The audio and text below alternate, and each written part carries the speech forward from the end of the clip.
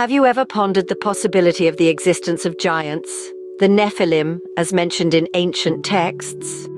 These beings, often referred to as the fallen ones, have long been subjects of intrigue and speculation. But who are they? Where do they come from? Well, let's unravel this mystery together. The term Nephilim originates from the Hebrew root nephil, which translates to fall. Now, this has led to interpretations of these beings as those who fell from the heavens. The Nephilim are mentioned several times in ancient scriptures, most prominently in the Hebrew Bible, and are often depicted as giants. But there's more to the Nephilim than just being towering figures. They are said to be the offspring of the sons of God and the daughters of men. Now, who these sons of God were, that's a matter of debate among scholars. Some believe they were fallen angels, while others think they were of human lineage, perhaps nobility or men of great renown. The Nephilim, therefore, are a fascinating blend of the celestial and the earthly, embodying an enigma that has captivated the human imagination for millennia. Their existence, or the belief in it, has shaped legends, influenced religious thought, and sparked countless debates among scholars, historians, and enthusiasts alike. But you might wonder, is there any substance to these tales? Could such beings truly exist or have existed? Well, the answer is not as clear-cut as you might think. There's a wealth of information out there, some of it factual, some speculative, and some, well, let's say more imaginative. As we embark on this journey to explore the mysterious existence of the Nephilim, remember, we're not here to tell you what to believe, but to present the various perspectives and let you decide. History, after all, is a complex topic pulled from threads of facts, interpretations, and beliefs. As we delve deeper, keep an open mind and remember, history often holds more than meets the eye. The first mentions of the Nephilim date back thousands of years, to the ancient texts of the Hebrew Bible. Yes, the pages of the Old Testament, specifically in the book of Genesis and the book of Numbers, share the earliest known references to these enigmatic beings. Now let's delve a bit deeper. In the book of Genesis, the 6th chapter, it speaks of the Nephilim as the offspring of the sons of God and the daughters of men. This union, it seems, resulted in a race of giants, powerful beings that walked the earth in the days before the Great Flood. Intriguing, isn't it? But that's not all. The book of Numbers, chapter 13, also recounts the story of the Israelite spies who returned from exploring the land of Canaan.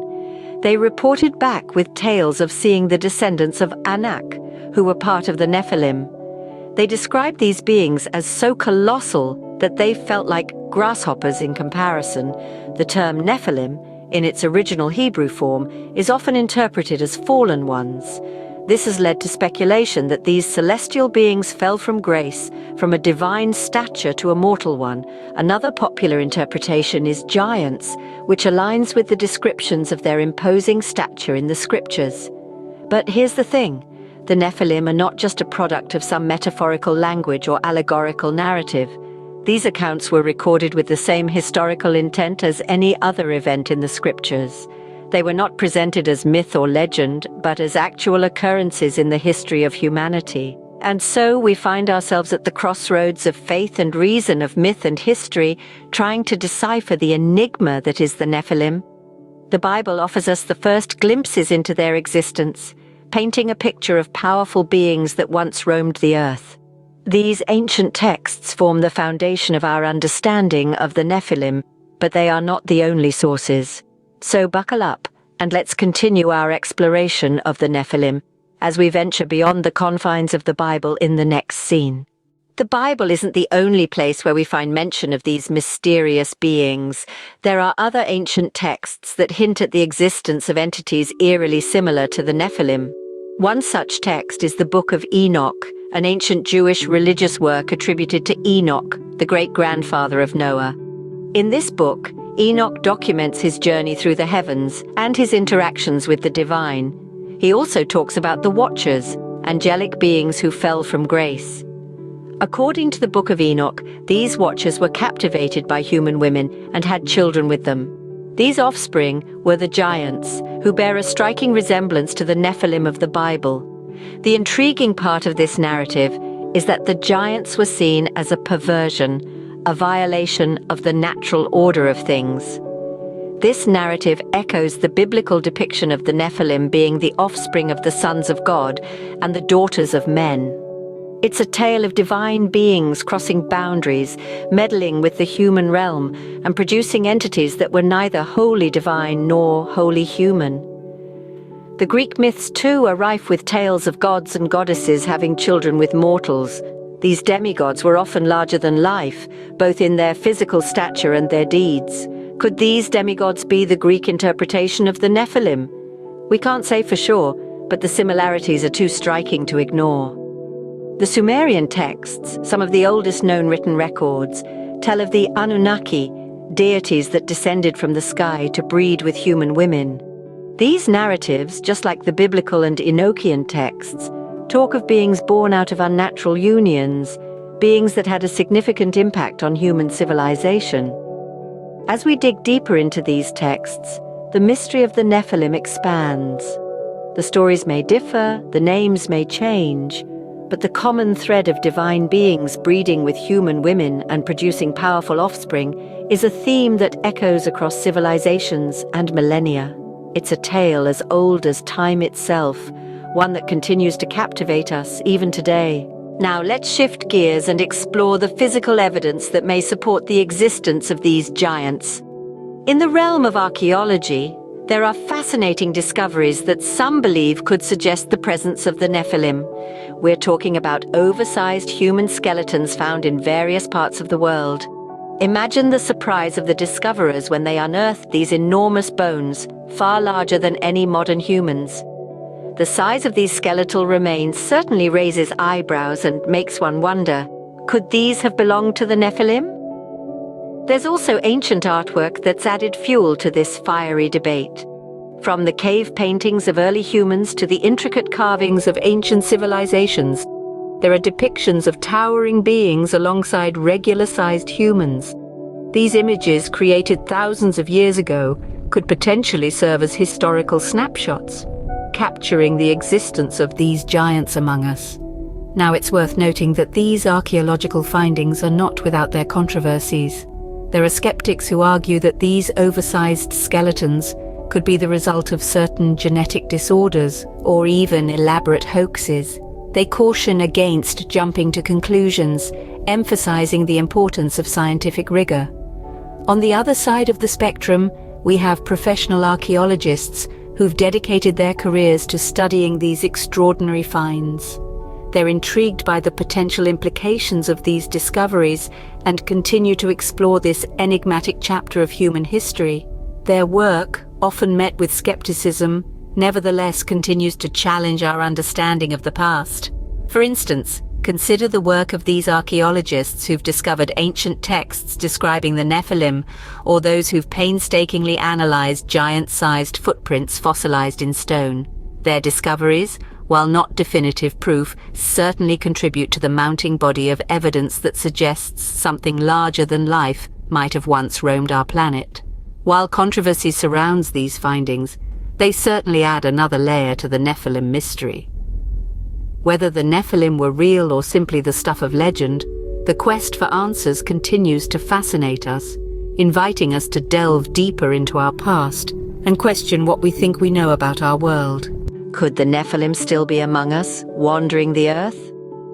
The idea may seem far-fetched, but there are those who believe this to be a reality.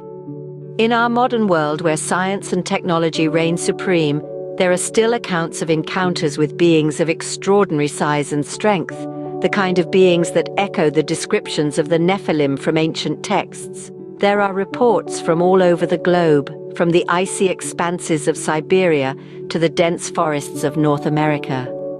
Individuals claim to have seen towering figures, far taller than the average human, moving with an agility and speed that belies their size. Some even speak of an eerie wisdom in their eyes, a sense of ancient knowledge that sends shivers down the spine.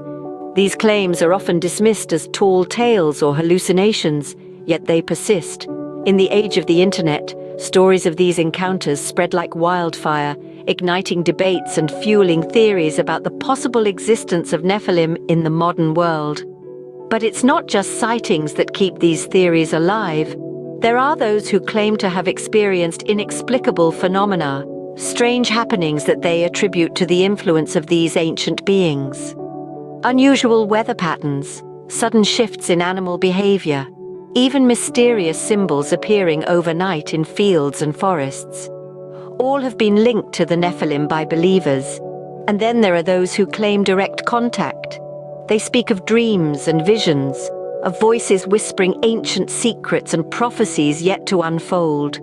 These experiences are deeply personal, and while they defy rational explanation, they're held as truth by those who have lived them. So could the Nephilim really be here, among us?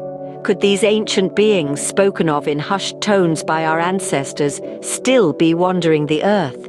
The answer remains elusive, shrouded in mystery and speculation. Whether fact or fiction, these accounts keep the legend of the Nephilim alive. As we wrap up this journey, let's revisit the key points about the Nephilim. These towering figures of ancient lore have left an indelible mark on our collective consciousness, their enigmatic presence resonating through the ages. From the first whispers of their existence, the Nephilim have been a subject of fascination and fear. The Bible in the book of Genesis introduces them as the mighty men who were of old, the men of renown, hinting at their extraordinary stature and prowess. But this biblical narrative is not the only place where these enigmatic creatures are mentioned. Numerous other scriptures from different cultures around the world echo similar tales of these giant beings. These accounts paint a picture of powerful and perhaps even divine beings that once walked alongside humans. Their incredible size, strength, and wisdom set them apart, and their influence on humanity was profound. The intrigue doesn't stop with ancient texts. Archaeological evidence has given us tantalizing glimpses into the world of the Nephilim, from giant skeletal remains to ancient artifacts, suggesting the existence of beings of enormous stature. The physical evidence has added another layer to the mystery, making the Nephilim a subject of intense scientific scrutiny. And what about today? Could these monumental figures still be wandering the earth, hidden in the shadows of our modern world? While it might seem far-fetched, there are those who believe in their continued existence, fueling speculation and keeping the enigma of the Nephilim alive.